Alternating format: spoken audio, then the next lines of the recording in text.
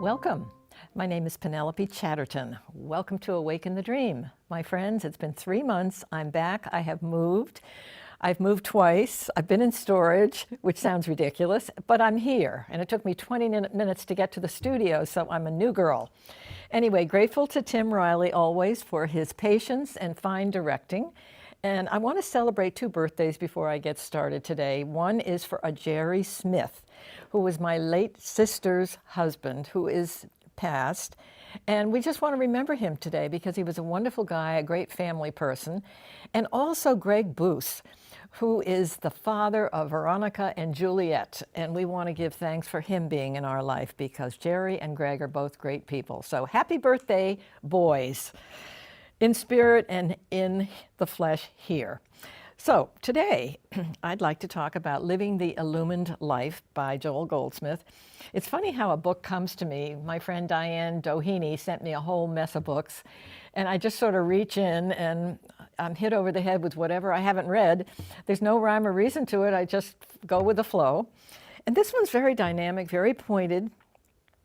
I would say Joel would say very honest. I feel like he's talking about the hard path that Jesus walked, and Buddha and Moses and Elijah. It's finding oneness has got thorns on the path. So Joel was very clear about we're here only to find the Christ within, and that's it. Within us is an invisible spirit. The infinite way is truly about going from the man of the earth to the man of spirit. Letting go of the human plane, you've heard me speak of it so often, this dimension. We're going to the 4th dimension, which is where Joel takes us as he left Christian Science, he left organized religion to notice that we're all spirit, and wherever you are, you take it with you and you see your neighbor as yourself. So we go back to the life of Jesus, and Jesus really had a rough time. I think it's the Dead Sea Scrolls tell us a lot about Jesus's life, which is really, really wonderful to read, because at the age of 12, he was with the Essene movement. He was in a monastery. And what he did, it's a very high spiritual teaching, has nothing to do with the earth plane. It is totally, it's all enveloped in what Jesus discovered, which was the Christ within him. And he studied for 12 years. He became a rabbi. He taught. He walked the earth plane, and he tried to help the Christians and the Hebrews to think within and to get rid of a lot of the ceremonies around the Christian faith. Those ceremonies had to do with baptisms and holy days and fasting. And I think it's very clear that Jesus threw the money changers out of the temple, and he didn't like them selling doves. And he was trying to say these practices, these Christian practices, are not what the values of the Christ within are. Very simply, the Christ is all we are. It's all we want. We have to get this human dimension out of the way. Now, that's why Joel says this is not an easy path, and there are thorns on the path, because think of what Jesus said, I came to not bring peace, but a sword. What in the world could that mean? It means the sword is cutting off our human materialistic desires. Anything we want isn't going to work. It's going to come back on us because those prayers are not answered. We have to trust that this living Christ within us, our invisible best friend who guides us every moment of every day, it's his good pleasure to give us the kingdom. Why get in the way with something you think you want when you get out of the way to get everything that you should have? Even that sword cuts away everything that keeps you from being the Son of God, which you are. Jesus wanted us to know we were just like him. And so today, I don't know, a lot of the Christian churches, I mean, they love Jesus, and well, they should. I love Jesus, and well, I should. But to think of him as the only Son of God is where Joel and Christian Science, Mary Baker Eddy, split. It's truly that we all have what Jesus discovered with the Essene movement. His teaching just taught him about inner work, being within at all times. And this is where Joel says, this is why it's hard.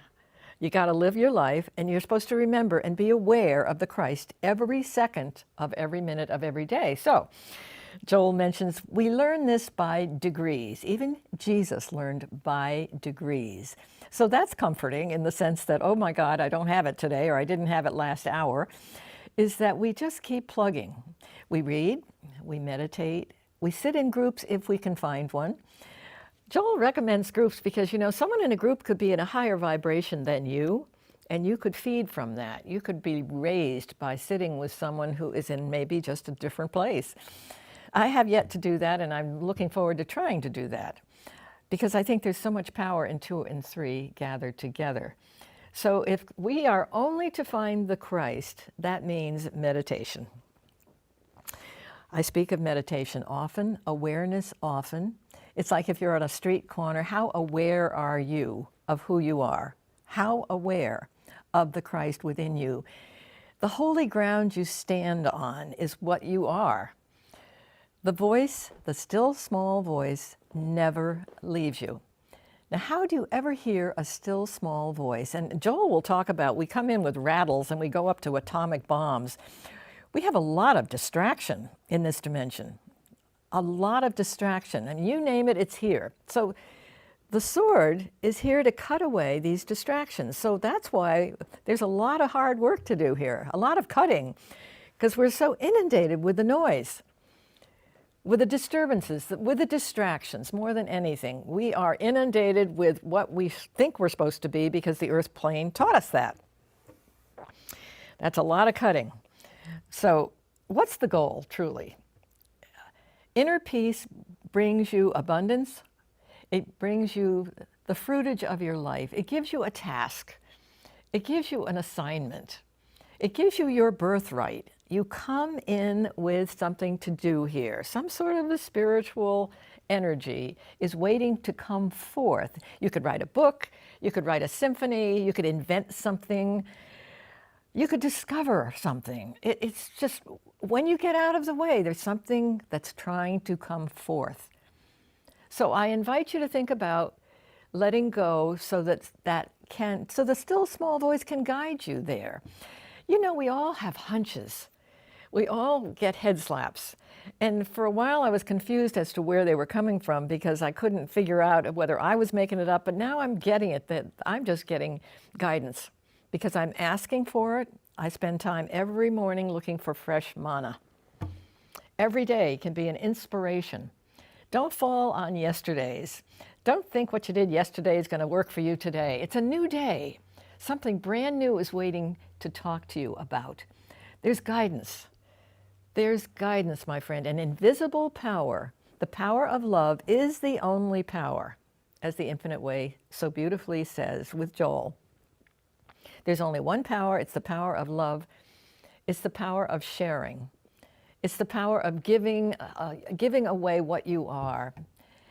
And watch your judgments. Watch your judgments, because you can't kind of know anybody except give them grace, because that's, even if they don't know who they are and they're misbehaving in their human self, that's kind of none of our business. In a way, if we give them grace, it helps us to have a little compassion, because we can't be negative. We can't see that.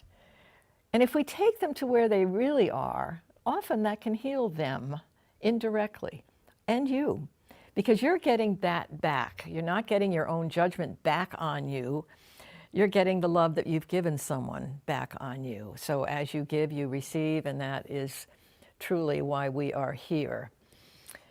So again, Jesus tried to help the Hebrews and the Christians who felt they were separate from God. They were looking for him. They were looking for holy days. They were trying to invent things to try and get the second coming back. Where did Jesus go? The second coming, there isn't a second coming because the first one's already here and we've all got it. So that can be a leap.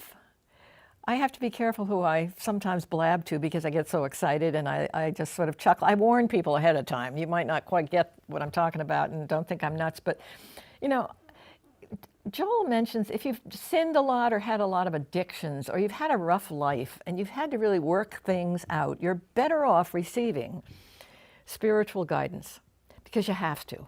If you have an easy life where you come in and everything's been given to you, that can actually, Joel says, be a barrier to receiving the guidance. Loss is my middle name, so that's kind of just opened me up. And after you mourn and you are lost, you really do have to suffer, and you do finally wake up to receiving the peace within you. It works. Then you find, my friends, there are obligations on the path, and there are responsibilities on the path. So once you're on the path, you can't get off. There's no getting off. There's no getting off, because what you glean from being on it is just too otherworldly. There's nothing here that you can possibly match to inner peace. All the money in the world, all the fame, all of that does not touch inner peace. And the magic of that is, again, as you rest in meditation, in inner peace, the best that you could ever have is given to you. That's the wonderful part. The added things, as Jesus said, come to you from surrender, from not having your own way, to listening. Listening is prayer. And the sword is busily cutting away what is going to keep you from being a complete son of God. Now, Jesus talks a lot about, actually Joel talks a lot about the lifetimes, the parentheses we all have, the circle of life, the eternal circle. We come in, we're removed from our parenthesis after our task is done, after the job is done that we've come in to do. We go back into the circle, which is another experience. What that will be, I'm not sure. I've had some hunches of other lifetimes, but whatever that is, you get ready to come back into whatever is right for your finding God within, finding and living totally with the Christ the way Jesus did. I just suspect there are lots of mystics that have lived that we don't know about, that know what Jesus knew, and Moses and Elijah and Buddha. But Jesus was the ultimate consciousness. He was the one that really showed us. He gave his life for us. He proved his invisible spirit. Those who could see it saw it. It is true. He knew he had to accept his parenthesis, and he did. It was a tough one, but he did it for all of us because he's trying so hard. That was his final demonstration. He knew he had to do it, that he was invisible, we are invisible. And I know that firsthand, that the invisible that has come into my life, and I have felt.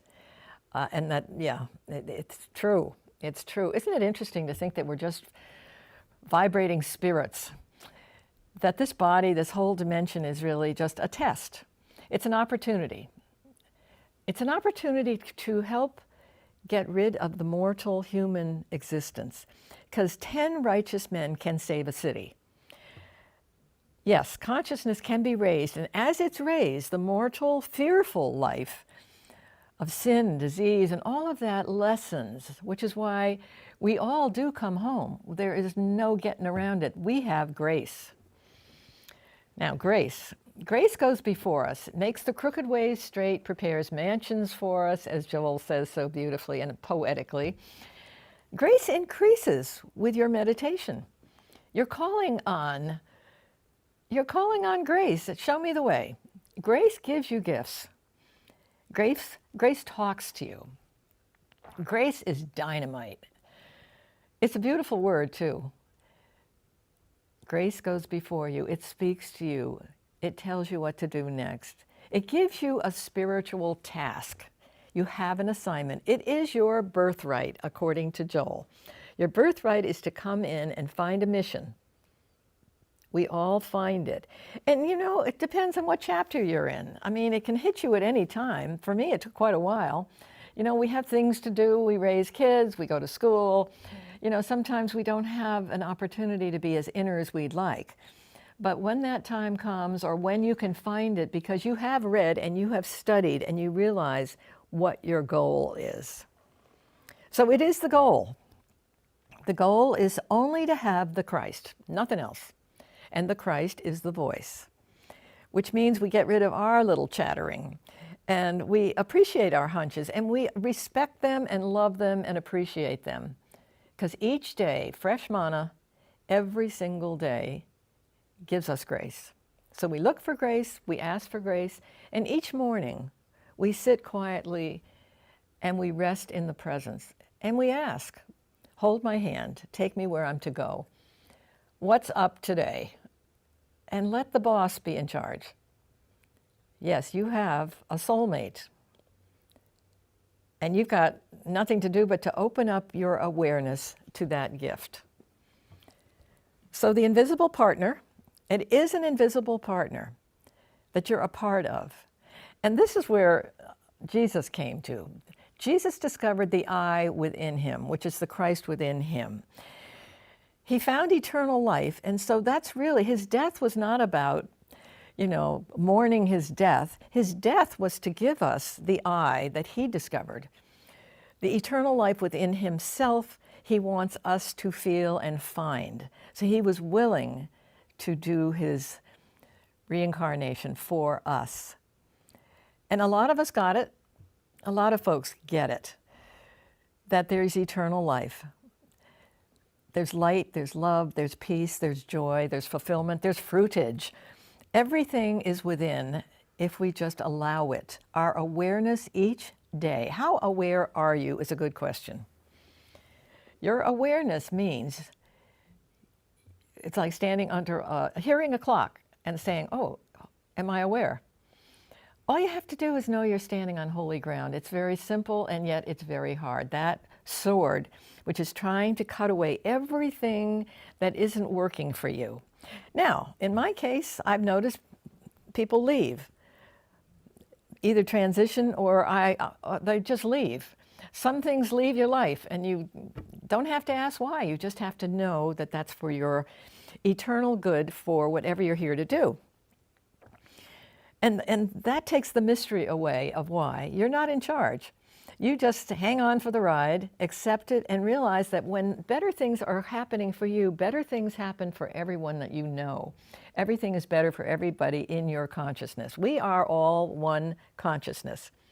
We're all vibrating together, which is why when you look at your brother and your sister, you've got to say, I know who you are. Whether you do or not, I'm going to only see that.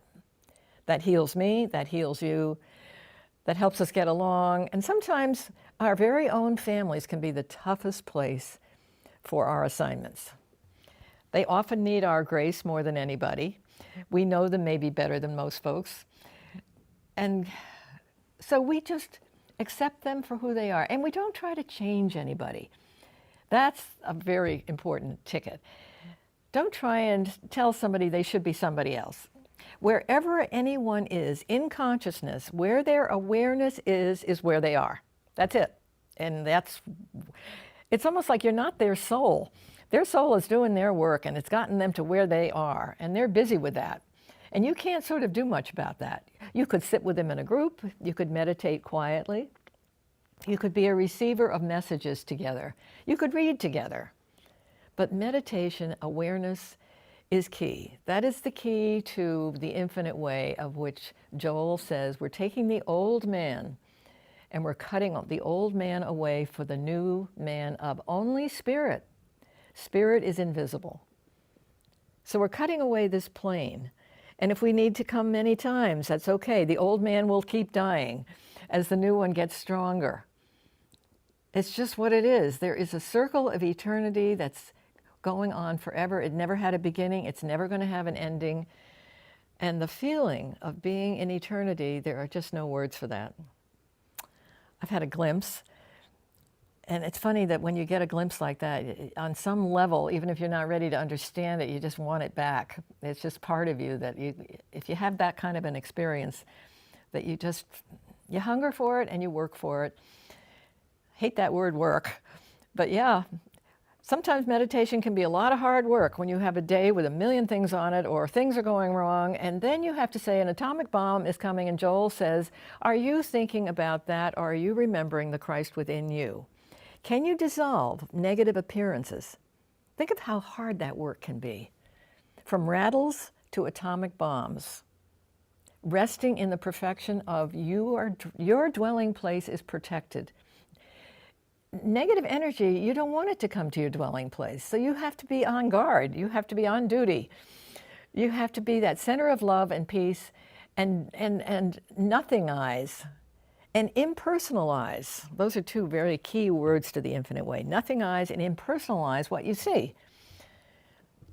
Negate it. Don't react. That's hard. But you find with practice that your life is better, that the situation you thought you were looking at all of a sudden isn't there, or it's not part of your life. As they say, storms do not come to your dwelling place.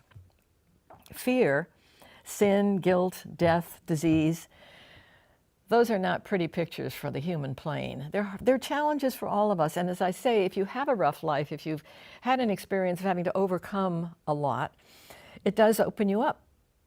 It has to, because you get the gift of healing from within you, because you're forced to go within if you've had a rocky time. Those are gifts. Those are gifts. And I'm grateful for my rocky times because they've opened me up, of which I'm working very hard. So, my friends, living the illumined life means moment-to-moment awareness. How aware are you is the question of the day. Are you ready to be aware? Are you going to pause? Are you going to think? Walking down the stairs, am I aware? I'm on holy ground wherever I am. I'm in eternity right this moment. There is nothing else. There's nothing else but eternity. There's only the now moment. Lots of books are written about the now moment. You go to the now and you negate any past, any future, unless you bring it back to memory. The now erases everything but sits you in a perfection space of peace. We all want inner peace. We all want that now moment. So the past is gone. Darkness goes to light. Bad goes to good. You think of the reflections of anything that can just take you to a peaceful place. Peace, my friends. We're in an environment that is tough. It's a lot of stuff going on that is just, we need to help consciousness dissolve all of the stuff going on here. We have a job to do. We have a task to do. We have a mission. We came here as our birthright to find what that is. And my friends, the way to find it is to meditate. We're quiet, we give thanks, and we acknowledge moment to moment that we have an invisible partner in charge, totally in charge of our life. We get out of the way. We let the voice, that beautiful, sweet voice, speak to us of miracles and guide us every moment of every day. And then you realize you're so not alone. You're never, ever, ever alone. That's what peace is about. You can be within a huge family and be alone. But wherever you are, you're never alone when you acknowledge that you have a presence within you, guiding you every moment of every day. So my friends, I'm winding down, but I can only suggest you plug in there, hang in there. Take each day, study, meditate, read, find quiet, above all, find quiet. Ask for your mission. If you don't know what it is, just, also I always say, think about something you really love to do that you've never dared. Somehow or other, there's a little magic gift in everyone, a gene of something, some little genius. Yeah, there's maybe a painting, a book. You might invent something you've always been dying to do. Find time, friends. Find time to be inner. Know you're only here for the Christ alone. Nothing else works. Nothing else gives you that kind of peace. So on that note, I want to thank you for joining me on Awaken the Dream. And I will talk to you again sooner than later because I live here now, and I'm very happy about that. Thanks, friends.